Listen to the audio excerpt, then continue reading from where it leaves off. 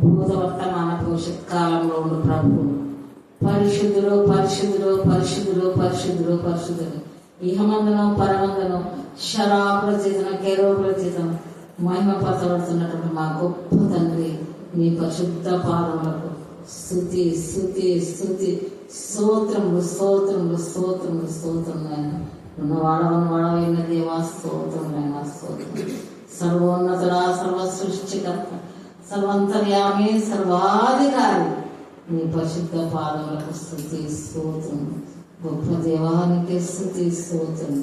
దేవదేవానికే స్తుతి స్తోత్రం.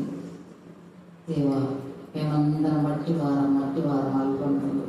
మా అందరిపై నీ కృపను బట్టి, నీవు చూపిన ప్రేమను బట్టి మేమందరం సజీవ సంఖ్యలో ఉండి నిన్ను స్తుతిస్తున్నాము నాయన.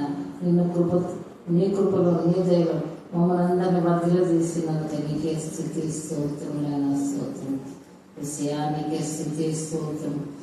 దేవదేవానికే స్తుతి స్తోత్రం. దేవా, మేమందరం తండ్రి ఏక మనసు ఏక ఆత్మ కలిగి మేము నిన్ను ప్రేమిస్తూ తండ్రి, నిన్ను స్తుతిస్తూ నిన్ను ఘనపరుస్తూ మేము ఈ లోకంలో జీవించే భాగ్యం దయచేయండి ప్రభు. విషయానికే స్తుతి స్తోత్రములైన స్తోత్రమైన.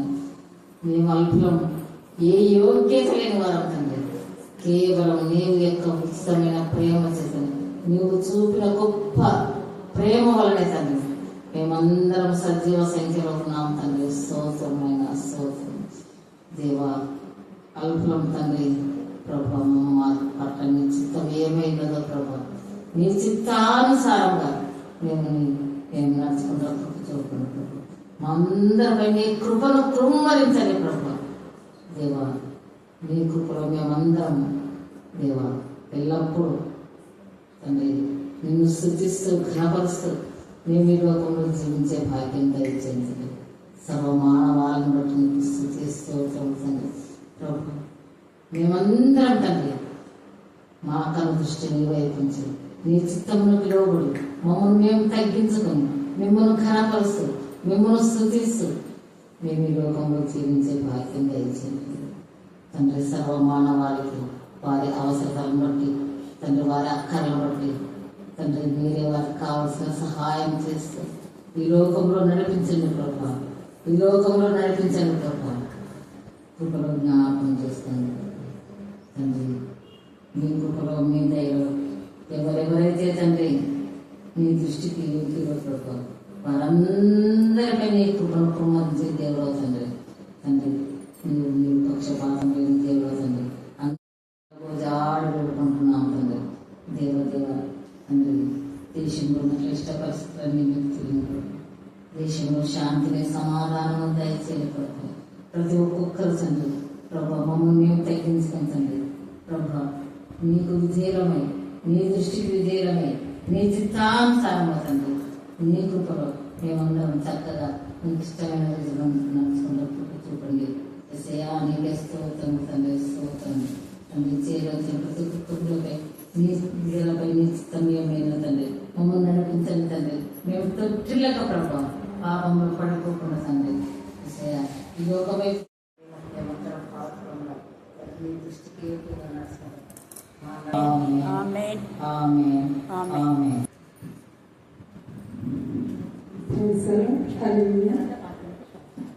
పరిశుద్ధ బైబిల్ గ్రంథంలో నుంచి లూకా సువార్త 20వ అధ్యాయము 14 నుంచి 17 వచనాల లేఖన భాగం చదువుతున్నాం.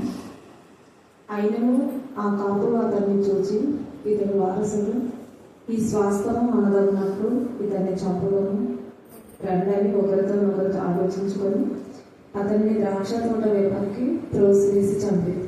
కాబట్టి ఆ ద్రాక్ష తోట యజమానుడు వారికి ఏం చేయను, అతడు వచ్చి ఆ కాపులను సంహరించి తన ద్రాక్ష తోటను ఇతరులకు ఇచ్చునని ఆయన చెప్పగా వారు విని అట్లు కాకపోవడం కాకండి.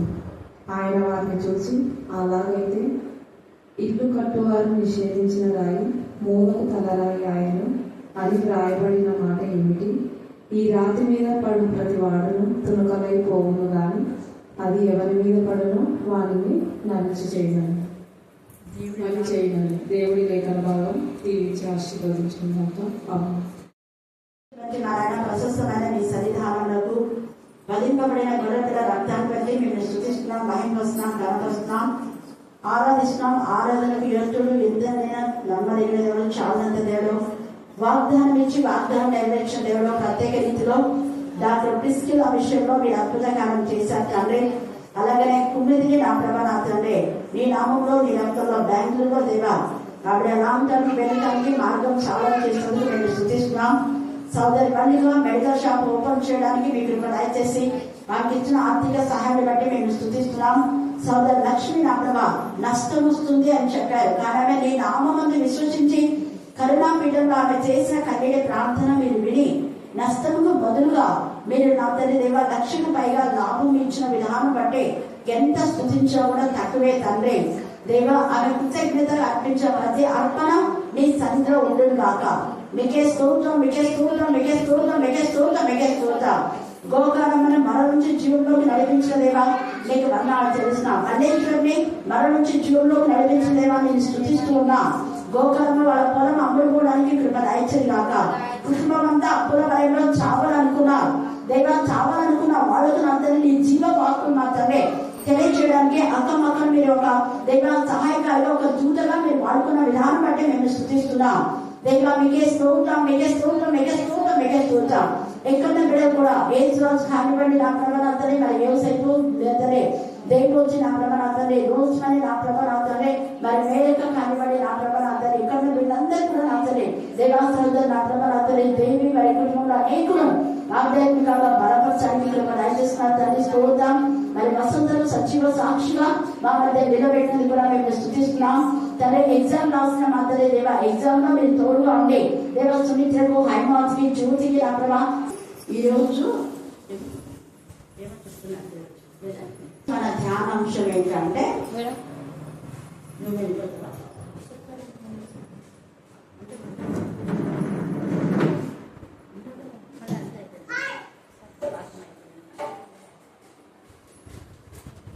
దేవుడి నామకు మహిమ కలుగాక.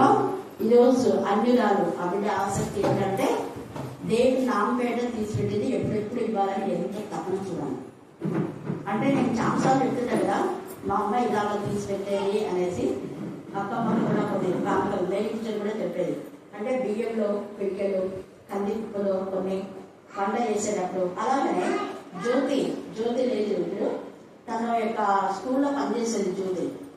ఆ పని చేసేటటువంటి రోజు వాళ్ళమ్మ ఏదైనా తనకు వాడుకోవడానికి డబ్బులిస్తే ₹1, ₹2 స్కూల్లో పనిచేసినవి అలాగా చేసి ఒకసారి 2500 తెచ్చిచ్చింది.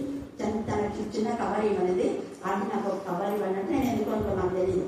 ఆ కవర్ పైన సలోమి ఆంటీ అని రాసి దేవుడికి కానుకలను రాసింది, తెచ్చిచ్చింది. అలాగే దేవుడు ఆ తర్వాతనే వాళ్ళ ఇల్లు కట్టడానికి ప్రిపేర్ చేస్తున్నారు. అవన్నీ నేను చెప్పినప్పుడు విని లక్ష్మికి ఎలాగ ఆమె అన్ని రాదు, ఆమెకు ప్రేరేపణ వచ్చి ఆమె యొక్క వ్యాపారంలో అంటే రోజుగా ₹10 తెచ్చిపెట్టేదంట. ఆమె జ్యూస్ వ్యాపారం చేయడానికి ట్రై చేయించుకుంది. ఇంకా మామిడి పండ్ల వ్యాపారం కూడా చేసినప్పుడు ఇక్కడ మామిడి పండ్లు తెచ్చిచ్చింది మనకందరికీ కూడా కదా, గుర్తుంది మీకు. అలాగే అప్పుడప్పుడు తర్వాత ప్రభు వల్ల ఉన్నప్పుడు కూడా బ్రెడ్ తెచ్చేది అయితే నేనే ఇప్పుడు మేము చపాతీ చేసుకుంటున్నాము, వద్దులేమంటే సరేక నీకన్నా తెస్తాను చేసి తెచ్చేది. అలాగా ₹10 చేసి ఇప్పుడు 900 3 నెలలు అయింది. అది ఎప్పుడెప్పుడు ఇవ్వాలని ఆసక్తి వచ్చింది. ఒకవైపు ఆమె పనుంది ఉండి కూడా దేవుని సన్నిధి. అది తర్వాత వాక్యం వేయడానికి ఏమని చెప్పినా అన్నిటిలో దేవుడు ఇచ్చేటటువంటి నమ్మకం, విశ్వాసం.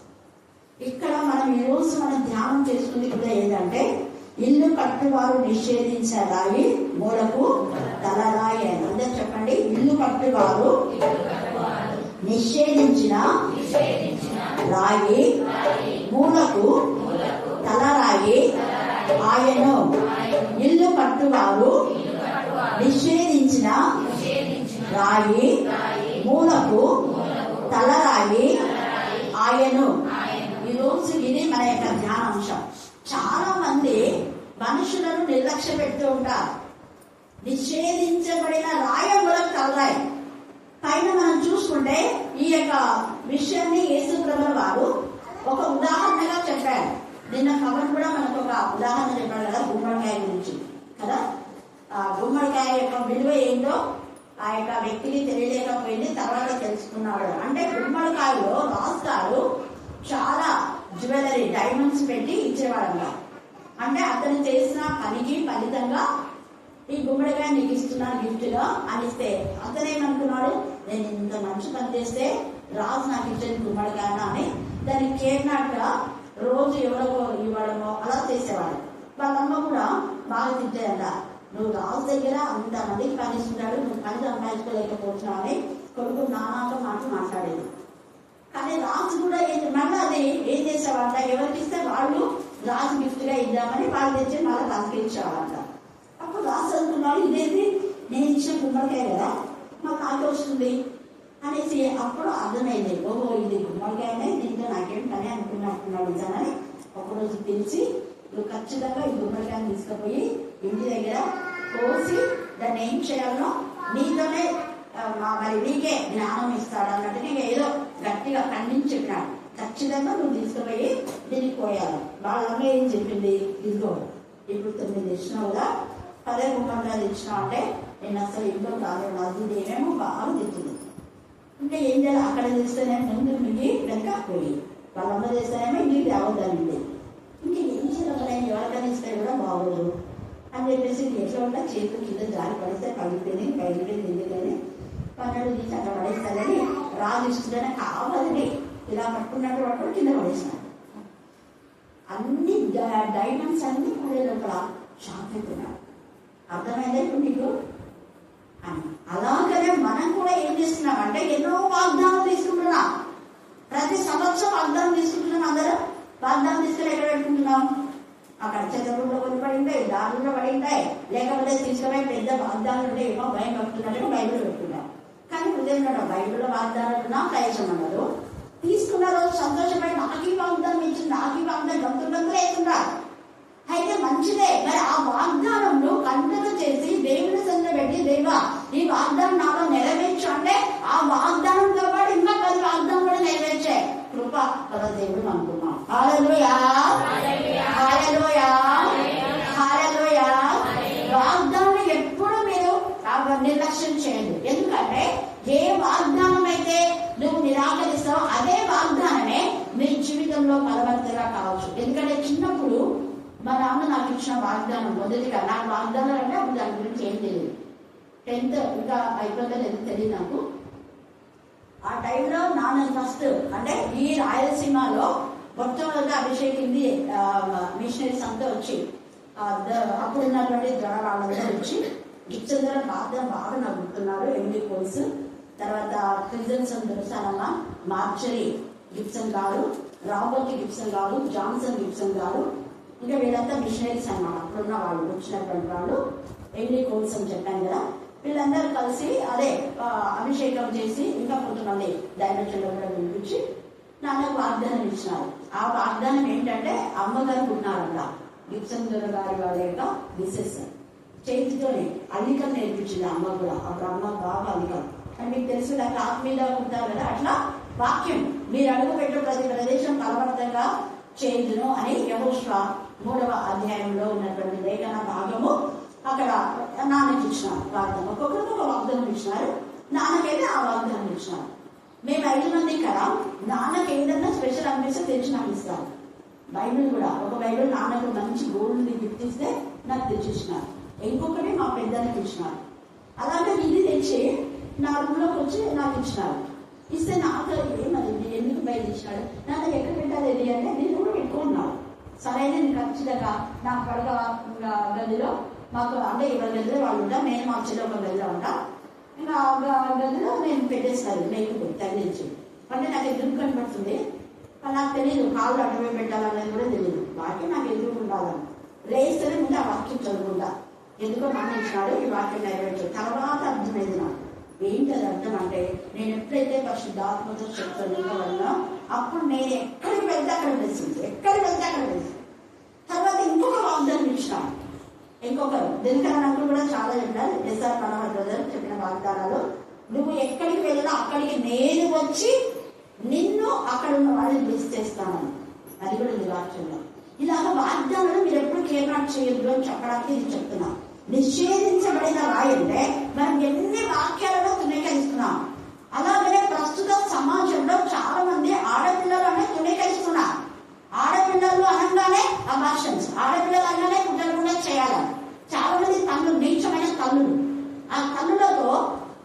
ప్రేమ నమ్ముకొని బాగా గమనించాను. ఒకవేళ నువ్వు కూడా ఇలాగే ఉన్నప్పుడు మీ మమ్మీ ఈ అభాషణ చేయడానికి లేకపోతే మందు తాగించి ఆ గర్భం పోవాలని చేస్తే నువ్వు ఈరోజు ఉండేదానివా అంటే వాళ్ళకి కొందరేమో తప్పు తెలుసుకున్నారు, పశ్చాత్తాప అన్నారు. ఇప్పుడు ఆ పిల్లలు పుట్టినారు. నేను ప్రేర అంటే నీళ్లు తాపి ఇచ్చిన వాళ్ళు ఆల్రెడీ అభాషణ కోసం ఇంజక్షన్ వేసుకొని ఏడ్చుకుంటూ వచ్చి గాబరయ్యి అభాషణ కాకుండా చావు బతుకుల మధ్య తీసుకొని వచ్చినారు. ఈ వీధిలోనే సరే నాకు అప్పుడే అర్థమైపోయింది. ప్రేయర్ నేను నీళ్ళలో కొంచెం యాడ్ చేసి ఏం కాదులే అని చెప్పేసి కావున పోలేదు. పుట్టింది. ఆ పుట్టిన బిడ్డ ఇప్పుడు సంఘంలో కూడా వాడబడుతుంది. హల్లెలూయా, హల్లెలూయా. అలాగే ఇంకొకరు కర్నూలులో ఉన్నారు. ఆమె ఎంఎస్సీ బీఈడీ అయిపోయింది. ఆమె బిడ్డ ఎవరైతే సంపాలనుకున్నారో ఆ బిడ్డ ఫస్ట్ వన్ దేవుడికి ఇంకా కొంతమంది ఉన్నారు. నేను ఉదాహరణ మాత్రమే చెప్పాను. వేరే చోట్ల చాలా మంది ఉన్నారు. గూడూరులో మీకు తెలిసిన వాళ్ళే. ఇక్కడ షారోన్ పుట్టబోయే బిడ్డను చంపాలని చూస్తుంది అప్పవాది. కానీ దేవుడు ఆ బిడ్డను ఎంత సరే ఆ బిడ్డ ఉన్న తర్వాత ఈ బిడ్డ ఎంత బాగుంది, ఏడ్చకుండా ఉంది బాగా. ఫస్ట్ కొడుకు అన్నమాట. అని బంగారు తల్లి అని చెప్పి ఆ బంగారు తల్లిని ఇప్పుడు ఏడుస్తుంటే సరిగా చూడలేక నీకు అర్థమైంది అనుకుంటా. హల్లెలూయా, హల్లెలూయా. మళ్ళీ ఏమంటానా ఇలాగా పుట్టి అందరి టీచర్లకి ఇస్తావా, ఎవరంటే ఇస్తావా అని అంటా. నేనన్నా మీరు చంపేయగలరు, ఆ పుట్టిన పిల్లలు నాకు తెచ్చి ఇవ్వండి, నేను పెంచుకుంటాను. తర్వాత మన మధ్య నేను పెంచిన ఇద్దరు రత్న విక్టోరియా కూడా విక్టోరియా చావుబతుల మధ్య నువ్వు ఇంజక్షన్ వేస్తే మాత్రం ఆ బిడ్డ బతకదన్నారు. బెండ తీసుకొని అట్లా పోయేది. ఆయాసంతో వచ్చి అక్కడ కూర్చునేది. అది గంప కింద పెట్టి ఎవరి పిల్ల ఇంత ఆయాసపడుతుంది అనుకో. నేను ఎవరు నాకు అప్పటికి తెలియదు. వాళ్ళంతా ఎవరు చర్చకు వచ్చేవాళ్ళు కాదు. ఆయాసం వస్తుంది మేడం అని చెప్తే నేను లోపలికి తీసుకొచ్చి కొంచెం నీళ్ళు తాపిన తర్వాత అప్పుడే సునామీ వచ్చింది. అక్క వీళ్ళమ్మ చదివేదాకా ఇది అసలు ఎవరైనా చదువుకునే పిల్లలు ఇలా పడితే నాకు అస్సలు నచ్చదు. వెంటనే ఎందుకు ఇలాగా చదువుకునే పిల్లలు తండ్రి ఇచ్చినారంటే రిపోర్ట్ చేయొచ్చు, మీ అమ్మలు ఎవరో పిలుచుకున్నా నేను మాట్లాడుతున్నానని బాగా సీరియస్గా చెప్పినాను. ఆ పాప పోలేదు. అప్పటికి సాయంత్రం వరకు అట్లనే ఉంది. ఆ రోజు నాకు సెలవు ఉండింది, సెకండ్ సాటర్డేగా ఏమో ఉండింది. తర్వాత ఇంకా వాళ్ళ మాకు చెప్పింది కానీ రావడం 3-4 days వాళ్ళ ఇంటికి కూడా వాళ్ళ నా దగ్గరికి రావడం. తర్వాత నాకు సునంద వచ్చేది వీళ్ళు కలాను వాళ్ళక అని అప్పుడు ఇదే వాళ్ళ ఇల్లు పాతది. బాపని షాప్ అని అన్నారు, ఇల్లు తీసుకొద్దన్నారు. కానీ ఆ పిల్లలకు రోజు నేను ప్రేరాయలు వేసి ఇంకా కొన్ని తినవలసిన తినబండాలు పాలు గుడ్లు అవన్నీ పెట్టిన తర్వాత నూనె ఇంజక్షన్ లేదు, సజీవంగా ఉంది. హల్లెలూయా, హల్లెలూయా. అలాగే నేను ఇండియన్ క్రిస్టియన్ అని బట్టి వాళ్ళిద్దరిని పెంచాను. ఇండియన్ క్రిస్టియన్ గా ఉంటేనే నేను పెంచుకుంటా, లేకపోతే నేను పెంచాను. ముందే చెప్పి చేశా. మళ్ళా నా మీద పాయింట్అవుట్ చేయకూడదని. చాలా మంది చాలా రకాలుగా మాట్లాడినారు. టీచర్ ఏమి బాగా చెప్తుంది, ఆమెకంటే బాగా వాళ్ళ నాయనలో ఆస్తి ఉంది, నాకు ఉద్యోగం లేకున్నా సరిపోతుంది, ఉద్యోగం ఉంది కాబట్టి అన్నారు. కానీ అలాంటి వాళ్ళందరూ ఎదుట తల దించుకునేలా వాళ్ళందరూ వాళ్ళందరూ తల దించుకునేలా వీళ్ళిద్దరు తల ఎత్తారు. గవర్నమెంట్ జాబ్, బీసీసీ, మెరిట్ తెలుసు. నేను రిటైర్డ్ అయినాను 1 month లోపల ఆయన. హల్లెలూయా, హల్లెలూయా. అందుకనే మీరు ఒకవేళ ఎవరైనా కూడా మళ్ళీ మాట్లాడుతున్నా ఎవరు కూడా వీళ్ళలో బాధ పెట్టినా కూడా మీరు అస్సలు బాధపడద్దని. ఒకరోజు దేవుడు మీ తలలో ఎత్తబోతారు. అప్పటి ఆ పిల్ల ఉద్యోగం వచ్చిన తర్వాత ఎంతమంది ఎన్ని మాట్లాడినారో అని మాట్లాడినారు. నేనన్నా దేవుడు నువ్వు చూసుకుంటాను, ప్రతిదీ దేవుడికి అప్పగిస్తాను. దేవుడు ఊరుకోడు. ఇక్కడ ఎందుకు దేవుడికి అప్పగిస్తాను అంటే ఇక్కడ ఉంది కదా, ఈ రాత్రి మీద పడు ప్రతి వాడును తొలకలైపోను, కానీ అది ఎవరి మీద పడిన వాడిని ఏం చేస్తుందా నల్లించి పడేస్తాను. అంటే నాశనం చేసేవాడు నాశనం అయిపోతాడని ఇక్కడ అర్థం. ఇక్కడ యేసయ్య చెప్పాడు, ఒక ద్రాక్ష తోట యజమానుడు ద్రాక్ష తోటను వేసి గుత్తకిచ్చిపోయాడు. ఇప్పుడు వచ్చేటటువంటి కాపలు చాలా మంది గుత్తదారులు సంఘాలు ఏం చేస్తారు, పాటు చేస్తారు. వాళ్ళు దేవుడి కుమారుడు కాదు. దేవుడి కుమారుడు అయితే గుత్త తీసుకుంటారా చెప్పాలని? దేవుడి కుమారుడు అంటే లేదా ఆ పొలం యొక్క యజమాని అనుకోండి, మీ చేనే ఉంది, ఉదాహరణ దేవుడి చేనుంది, యేసు చేనుంది, మోషణ చేనుంది.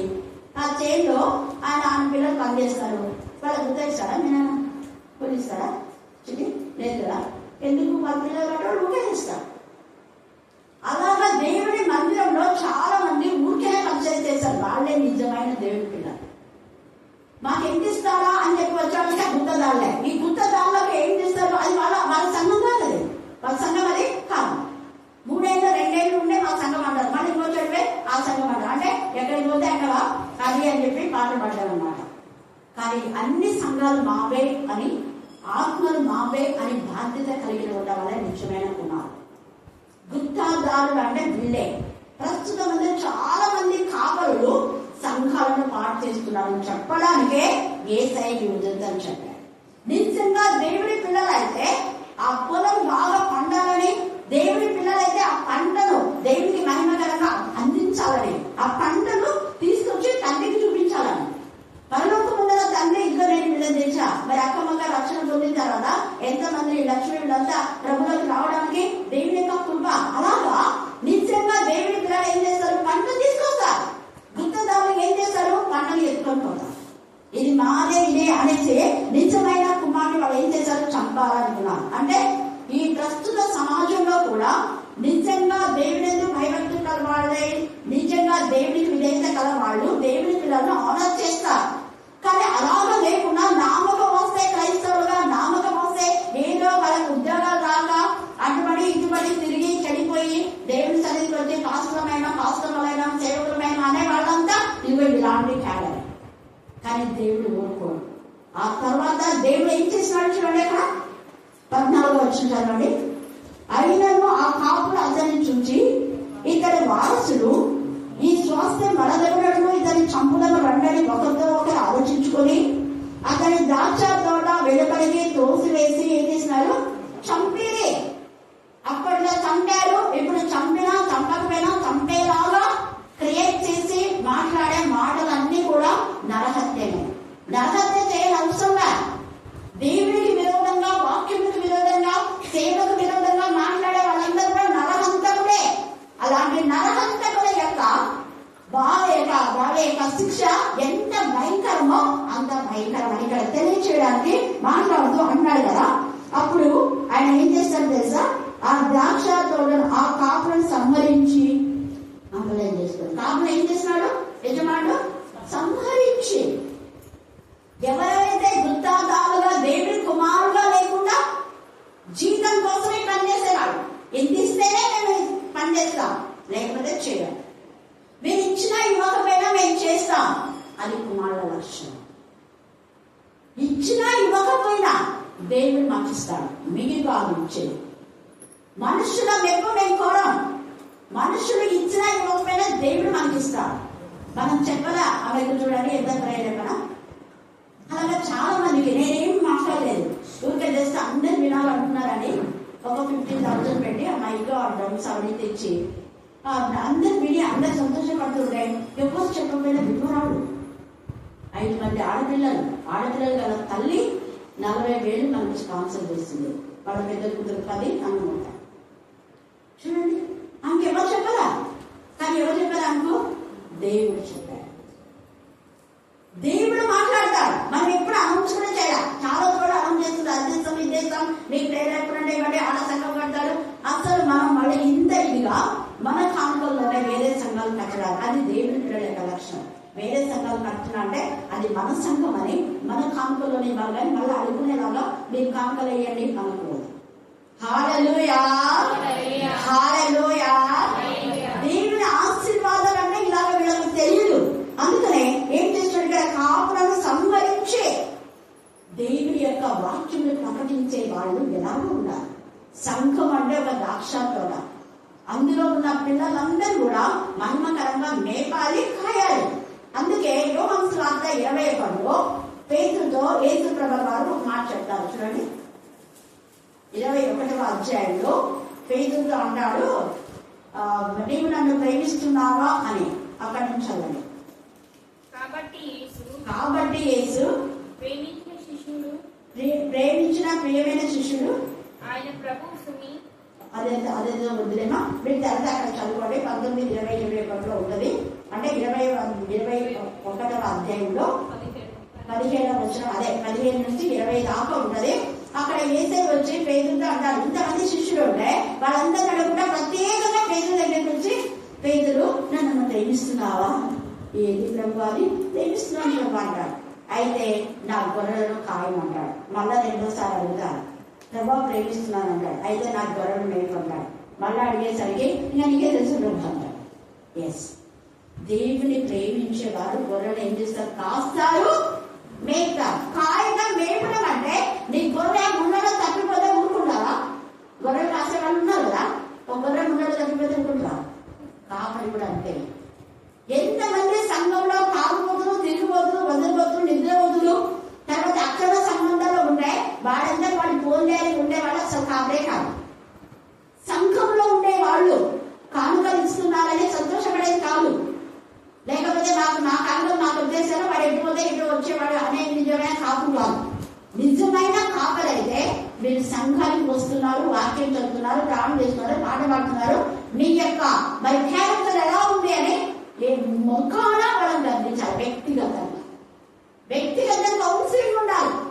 అపోస్తలులైన పౌలు యథార్థంగా అపోస్తల కార్యం 13లో మొక్కనే గర్తిస్తాడు. అంతా డబ్బు పెట్టి పరిశుద్ధాత్మ కావాలనుకున్నావు, డబ్బుతో ఏసీని కొనాలనుకున్నావా?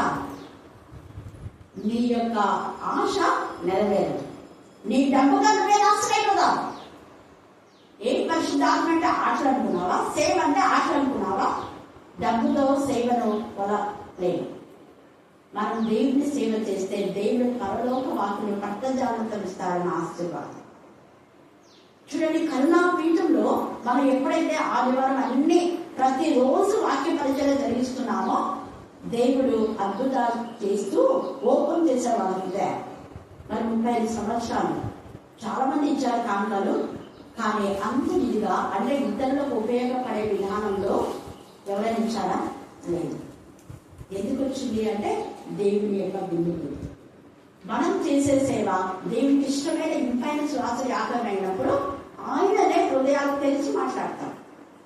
నీ డబ్బు నేను తీసుకుంటాను అనుకున్నావా? ప్రభా నాకు పెన్షన్ వచ్చింది కదా, వెంటనే దేవుడి తనకి ఇచ్చేసేది అనుకున్నాను.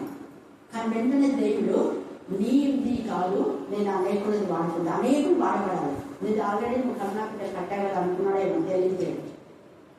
ఎందుకు నేను చెప్తున్నా అంటే దేవుని యొక్క పిల్లలు అలాగే ఇవ్వాలని ఒక మందిరం కానివ్వండి, దేవుని పనికి సేవ కానీ ఏదైనా ఈ బాధ్యత నాది అని అనుకుంటారు. వృద్ధదానుల లాగా వృద్ధదానులు డబ్బు ఇస్తే పనిచేస్తావు, లేకపోతే చెయ్యి. దేవుని పిల్లలు మాకు ఇచ్చినా ఇవ్వకపోయినా నువ్వు ఇస్తావు రాదు. నేను నీ పైన ఆధారపడతాను, మనుషులది కాదు. యేసయ్య తండ్రి అయిన దేవ నా ప్రాణం నీకు అప్పగిస్తున్నాను, తిరిగి నా ప్రాణం నాకు ఇస్తాను. అందుకనే యేసయ్య తన ప్రాణాన్ని పెట్టాడు. నిషేధించబడిన రాయి మూడకి ఏమైపోయిందంట?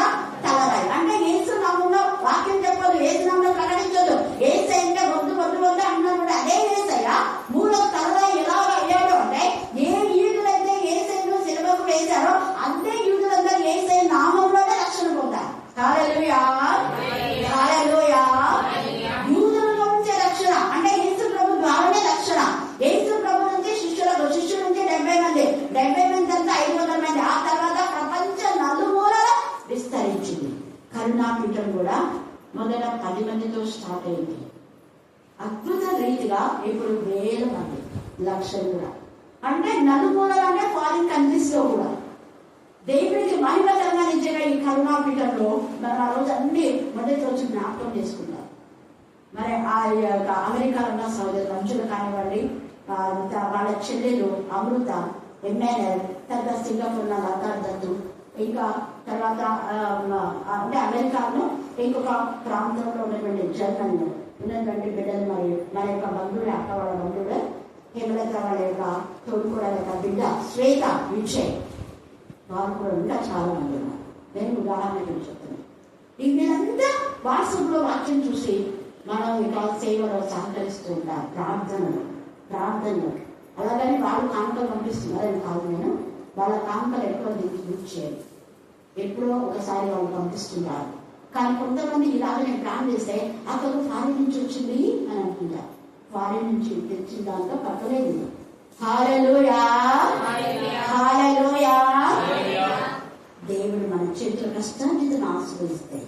ఎవరికి లేదు కరోనా మీద కట్టడం, ఎవరికి తెలియదు, ఎవరి ఆశించకుండా దేవుడు ఆశీర్వదించిన కష్టార్జితంలో. అందుకే ఈ సమయంలో దేవుడి పైన నువ్వు ఆధారపడినప్పుడు నీ కష్టాన్ని, నీ ప్రాణం దేవుడు కాపాడతారు. ఏసైతే తన ప్రాణాన్ని దేవుని చేతిలో పెట్టాడు. నా తండ్రి నీ చేతికి నా ప్రాణాన్ని అప్పగిస్తున్నాను. తండ్రి చేతికి మన ప్రాణం అప్పగించినప్పుడు దేవుడు ఆ ప్రాణం నిర్వయంగా తీసుకొని, తండ్రి నీ చేతికి నా ఆత్మను అప్పగిస్తున్నా అంటే ఆత్మను తండ్రి అయిన దేవుడు తన చేతిలో తీసుకొని ఆత్మను ఎంత బ్లెస్సింగ్ చేశారంటే కొన్ని కోట్ల ఆత్మలు వచ్చేలా చేశారు. అది బ్లెస్సింగ్స్. హల్లెలూయా, హల్లెలూయా. అందుకనే బోర్న్ అగైన్ క్రిస్టియన్స్, క్రైస్తవుడు అంటే బోర్న్ అగైన్ లేకుండా నీటి బాప్టిజం ద్వారా క్రైస్తవుడు అనిపించుకోరు. ఖచ్చితంగా మనము ఆత్మలో జన్మించాలి. ఆత్మలో జన్మించిన వాళ్ళు యేసయ్య యొక్క వంశావళిలో చేర్చబడతారు. ఆత్మలో జన్మించిన వాళ్ళు క్రీస్తు రక్తంలో కడగబడి కొనబడి క్రీస్తు యేసు ప్రభు యొక్క సొత్తు. అందుకే అన్నాడు, యేసయ్య నామం అందరు పక్క పెట్టేస్తున్నాం. ఒకప్పుడు అంత మిషనరీస్ ఉన్నప్పుడు యేసు ప్రభు బిడ్డగానే ఉన్నారు, ఆ నామాన్ని పక్క పెట్టేస్తున్నాం. కానీ నిషేధించబడిన వాడు కూడా తలరాయండి, ఏ నామం అయితే నువ్వు పక్కబెట్టా ఆ నామంలోనే నువ్వు పరలోక రాజ్యాన్ని ఇచ్చారు. వేయలేదు, నా నామంలోనే మీరు తండ్రి యొక్క వారసు అవుతారు. యేసు నామంలోనే తండ్రి సన్నిధిలోకి చేరాలి అని దేవుడు ఒక నిబంధన చేశాడు. కారణం యేసయ్య తన యొక్క ఆత్మను తండ్రి చేతికి అప్పగించాడు. మనం కూడా మన జీవితాలు దేవుని చేతికి అప్పగిస్తాం. దేవుని వైపు మాత్రమే మనం చూడాలి, మనుషుల వైపు ఎప్పుడు చూడొద్దాన్ని. మనుషులు బ్లెస్ చేస్తే బ్లెస్సింగ్ కాదు, దేవుని ఆత్మతో నింపబడి దైవజనుడు చేస్తే అది బ్లెస్సింగ్. నోటి మాటలో బ్లెస్ అంటే బ్లెస్ కాదు, నోటి మాటలో శాపం అంటే శాపం. దేవుడు శ్రమిస్తేనే శాపం, దేవుడు ఆశీర్వదిస్తేనే ఆశీర్వాదం. అలాగా రాహబు కూడా నిషేధించాడు. వేష అంటే ఎవరైనా ఎంకరేజ్ చేస్తారా? వేషలు ఎవరైనా కంచెలు పిలుస్తారా? పిలవాలి. వేషలు ఎవరు పిలవాలి? అలాంటి నిషేధించబడిన వేష రాహబు ఇశ్రాయేలు దేవుడి ఎక్కడి మీద ఆశ్రయించింది. దేవుడి యొక్క మాట వినితే తన జీవితం దేవుడికి సమర్పించుకుంటే ఆమె గుండె కలిగిపోయింది. దేవుడి యొక్క మాటతో పాపమంతా బయటికి పోయింది. ప్రశాంతత దేవుని వాక్యంతో నింపబడింది రాహాబు యొక్క జీవితం. తన యొక్క గుండె అంతా కూడా ఎంతమంది ఎవరెవరో వస్తారా, ఎవరిని ప్రేమిస్తారా అనుకునేది, ఎవరితో ఎక్కువ పాపం చేయాలనుకునేది. కానీ ఎప్పుడైతే ఆమె హృదయం దేవుని వాక్యంతో నింపబడిందో అప్పుడు దేవుడు ఆమెకి ఎంత సమృద్ధి అయిన జీవితం ఇచ్చాడంటే విలువైన జీవితం. ఆ యొక్క పట్టణం అంతా కూడా నాశనమైపోయింది. ఎరుక పట్టణం కేవలం రాహబు మాత్రమే అదే ఆమెకి ఇచ్చిన ఆ జీవాన్ని వాళ్ళ యొక్క కుటుంబీకులంతా, నా తండ్రి, నా అన్నదమ్ములు, అక్క చెల్లెలు, నా వాళ్ళందరినీ కాపాడాలని నిషేధించబడినటువంటి ఆ యొక్క వారి వేశ్యగా ఉన్నటువంటి రాహబును దేవుడు తలగా చేశాడు. ఆమె ద్వారానే వేకుల వారిని పంపించి దేవుడు ఆ ఎరికోలు వెళ్ళడానికి ఆమె యొక్క మార్గదర్శిగా వాడుకున్నాడు. ఆమె ఆ రోజు వేకుల వారిని దాచుంటకపోతే ఆమె వేకుల వారిని దాచడానికి తన ప్రాణాలను తెగించే వాళ్ళకి ఒకవేళ ఈమె ఇంట్లో వాళ్ళు వేకుల వారు ఉన్నారని మీరు తెలిసిందంటే ఖచ్చితంగా నేను చంపేస్తాను, వాళ్ళని కాపాడిందంటే నేను చంపేస్తాను. ప్రాణములను తెగించింది. ఇక ఈ జీవితం వేస్ట్ నీ జీవితం నీకోసమే బ్రతుకుదా, నేను మరణించిన ఒకటే, నేను జీవించిన ఒకటే. ఎస్తేరు కూడా ఇక యూదులను తృణీకరించి చంపాలనుకున్నాను. హామాన్ తాకిడి కూడా చేశాడు. అయితే 4వ అధ్యాయంలో ఎస్తేరుకు తెలిసింది. వాళ్ళంతా గోనె కట్ట కట్టుకొని బూడిద వేసుకొని ఏడుస్తూ ఉన్నారు. అయితే ఆ 4వ అధ్యాయంలో ఎస్తేరు మహారాణిగా ఉన్నప్పటికీ కూడా తగ్గించుకొని ఆమె రాజ్యంలో ఆమె ప్రార్థన చేస్తుంది. మీకు మొద్దకై వాళ్ళ యొక్క మా మందిరంలో వాళ్ళ యొక్క వాళ్ళ ప్రార్థన మందిరం వాళ్ళు ఒకటి ఉంటుంది వాళ్ళకు. సరే ఎక్కడుంటే అక్కడ ఒక ప్లేస్ వాళ్ళు ఏర్పాటు చేసుకుంటారు.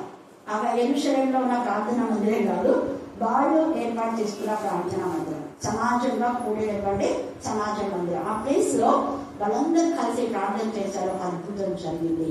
ఎవరైతే వీళ్ళ మరి చంపాలనుకున్నారో ఆ వ్యక్తి చచ్చాడు, కానీ వీళ్ళ తలను దేవుడు ఎత్తాడు. హల్లెలూయా, హల్లెలూయా. నిషేధించబడి గేట్ కీపర్ లో ఉన్న ముద్దరే, గేట్ కీపర్ లో ఉన్న ముద్దరే ప్రధానమంత్రి చేశాడు. ఈ రోజు నువ్వు ఒకవేళ చిన్న పనిలో ఉన్నావు, బాగా చదువుకొని కూడా దేవుడు నేను ఉన్నత స్థాయి ఒక పాప గురించి అక్క ప్రేమించేది, ఖచ్చితంగా ఆ పాపకు ఉద్యోగం వస్తుంది. దేవుడు నామకు మహిమ కలిగిన అక్క గ్రూప్ 1లో పాస్ అయింది. ఆ పాప మన బంధువుల కాకనే పేరు చెప్పుతుంది కాబట్టి నేను కూడా చెప్పను. మీరు కూడా దేవుని స్తుతించండి. మన వాళ్ళు గ్రూప్ వన్లో దేవునికి నాయకత్వంగా ఉంచడం చేయడం మంచిదే కదా, మంచిదే కదా. హల్లెలూయా, హల్లెలూయా. కాబట్టి నిషేధించబడిన వాడు ఈ యొక్క మధ్యనే గేట్ కీపర్ ప్రధానమంత్రి అయ్యాడు. రాహాబు నశించవలసిన ఆమె కుటుంబం అంతా కూడా ఆ యొక్క వంశావళిలో నిజంగా దేవుని యొక్క వంశావళిలో చేర్చుకోండి. యేసయ్యకు ముక్తమైంది. అలాగే రూతు మోయాబీయులు శపితమైన వాడు, శపితమైన ప్రదేశం నుంచి తన శాపం సంబంధమైనవన్నీ వదిలేసుకుంది. శపితమైన వాళ్ళ తల్లిదండ్రులను, వాళ్ళ యొక్క ఆచారాలు, కట్టుబాట్లు, లోక మర్యాద అన్ని వదిలేసింది. వదిలేసి ఇశ్రాయేలు దేవుని యొక్క పిల్లల యొక్క మర్యాదను అనుసరించింది, వాళ్ళ క్రమాన్ని అనుసరించింది. వాళ్ళతో జీవించాలని ఎప్పుడైతే రూతు డిసైడ్ చేస్తుందో దేవుని పిల్లలతో కలిసి పరిశుద్ధులతో కలిసి నువ్వు జీవించాలనుకుంటే వెంటనే నీ జీవితం మారిపోతుంది. నీకు ఏది లేదా ఇస్తాను దేవుడు, అది ఏదైనా కానీ, ఆరోగ్యం కానీ, పిల్లలు కానీ, ఒకవేళ పెళ్లి కానివ్వండి, ఉద్యోగం కానివ్వండి, ఇల్లు కానీ, ఏదైనా కానీ ఆశీర్వదించబడిన వాళ్ళతో ఉంటే వస్తుంది. ఆశీర్వదించబడిన వాళ్ళకు దూరంగా అంటే ఏం కాదు. ఆయన తెలుసుకుందే రూతు ఇశ్రాయేలు దేవుని దగ్గరికి వచ్చింది. సంపూర్ణమైన బాబు మన 2:12 ఆమె ప్రవర్తన గురించి అందరూ మెచ్చుకున్నారు. మొదటి ప్రవర్తన కంటే తర్వాత ప్రవర్తన ఎంత మెయిన్గా ఉంది అన్నారు. నిషేధించబడ్డ మోయాబు అంటే హేయమైన జాతుల నుంచి వచ్చిన రూతును యేసు ప్రభుల వారికి మరి గర్భం ఆమె యొక్క గర్భవాసంలో నుంచి వచ్చారు. రాహాబు ఒక వేశ్య, నిషేధించబడిన శపితమైనటువంటి మోయాబుల నుంచి రూతును దేవుడు ఏర్పాటు చేసుకున్నాడు. ఎన్నిక లేని స్త్రీ. అలాగనే యోహాను సువార్త 4వ అధ్యాయంలో యేసయ్య మొదటి యొక్క యేసయ్య గురించి ప్రచురించిన స్త్రీ సమరయ అందరికీ ఏవే, కానీ 4:35లో నువ్వు చెప్పింది కాక మేమే ప్రభున ఆ ఊరంతా మార్చబడింది. ఒక వేశ్యగా ఉన్నటువంటి సమరయ స్త్రీ మార్చబడ్డారు. అలాగనే మగ్దలేని మరియ పునరుద్ధానమైన తర్వాత స్త్రీలకు ఎంత ప్రాధాన్యత దేవుడు ఇస్తున్నా, స్త్రీలు నిషేధిస్తున్నా, స్త్రీలు అంటే ఆడపిల్లలంటే చులకనగా చూస్తున్నా. ఈ సమయంలో ఆడపిల్లలే దేవుడు బహుగా ఇచ్చిస్తాడు. నాకు తెలిసి ఆడపిల్లలే ఎక్కువ కళ్ళలో ఉంటారు. ఎందుకు అంటే సంఘంలో ఎక్కువ ఆడపిల్లలు ఎడవలేదు, మొగలు తక్కువ కదా. సో కానీ స్త్రీ అని పురుషుని భేదం లేదు. అయితే ఎవరైతే దేవుని విజేతలు స్త్రీ కానీ పురుషుడు కానీ కళ్ళలో రావచ్చు. హల్లెలూయా, హల్లెలూయా, హల్లెలూయా. కాబట్టి ఈ సమయంలో అలాగనే యోసేపును నిషేధించిన యోసేపుని ఎన్నిక చేయాలన్నారు. వీరితో మనకేం పని అనుకున్నాం, అలాగా కొట్టి చంపాలనుకున్నాం. చంపడానికే యేసుని ఎలా చంపాలనుకున్నారో అలాగా యోసేపు కూడా చావు అంచులు మర్చుకొచ్చాడు. దేవుడు తల ఎత్తాడు. అదే యోసేపు ద్వారా వీళ్ళ బ్రతుకులు బాగైపోయాయి. ఏ అన్నలైతే యోసేపు చావాలనుకున్నారో అదే అన్నలకు చావు నుంచి జీవాన్ని ఇచ్చాడు యోసేపు. చావవలసిన వాళ్ళను కాపాడాడు యోసేపు. దేవుని కృప ఎంత కారణం, దేవుని హత్తుకుని అనుకుని చూపించాం. దేవుని పైన మనుషుల పైన అనుకోలేదు, దేవుని పైన అనుకున్నాను. మనుషులు ఇలా చేశారు, కానీ దేవుని న్యాయకర్త కదా. ఒక రోజు నా తల ఎత్తుతాను, అవమానించి జైల్లో వేసినా కూడా కుంగిపోలే దిగేశాడు. నువ్వు నిర్దోషమైన నన్ను నిలబడతావు ప్రభా, స్తోత్రం అన్నాడు. కష్టంలో పేదలు. అలాగనే దావీదు కూడా ఆ యొక్క నిజామేజ్ అన్ని దాని కుమారుడు అనేసి ఆమె ఒక నిజంగా ఆ నల్ల జాతి వాళ్ళకు చెందిన వాడు అనేసి, కానీ దావీదు మాత్రం వాళ్ళ నాన్నగా ఎర్రటి వాడు, చక్కటి సుందరమైన కన్నులవాడు. అంత మంచిగా ఆ యొక్క దావీదును దేవుడు ఎన్నికలేని వాడుగా చేశారు. కానీ దేవుడు ఎన్నుకున్నాడు.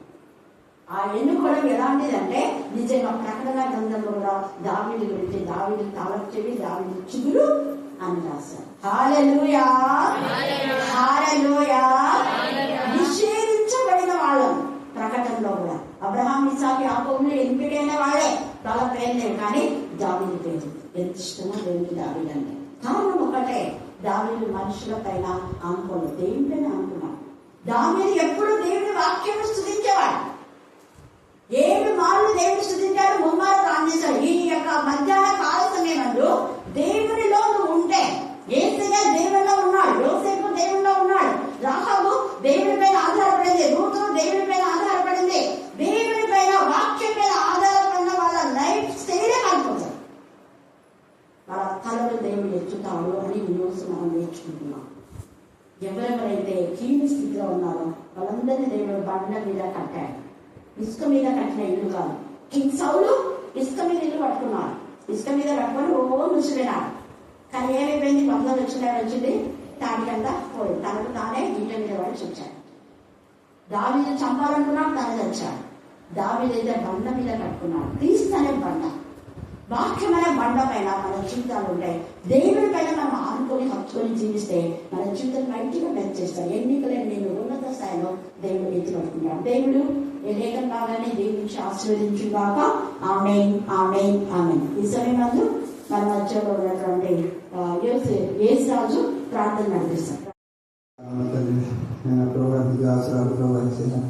మాతో మాట్లాడే విధానం తండ్రి స్తోత్రంలో ప్రభావ. అవును మా ప్రభా వేసే తండ్రి నిషేధించబడిన రాయి, మూలకత రాయి. అవునుతో నేను ప్రభా దావీదు మహారాజు తండ్రి, మూలలు కాపరి తండ్రి, అతను ప్రభా రాజుగారిని పెంచిన తండ్రికి స్తోత్రాలు ప్రభా. వందనములు ప్రభా. అలాగే తండ్రి నేను వేస్తే తండ్రి నన్ను తగ్గించుకునే ప్రభా రాణిగా చేసుకుంటాను. ఇంట్లో వందనాలు తండ్రి స్తోత్రం ప్రభా. అవునుతో నేను ప్రభా వేసే విజయించిన వారిని ప్రభావం వేరుకున్నాను తండ్రి. నేను నీకు స్తోత్రాలు తండ్రి, వందనములు ప్రభా. అవుతుందైనా వారు చెప్పిన వాక్యం తండ్రి నేను జీవించండి తండ్రి, ఆశ్రయించండి.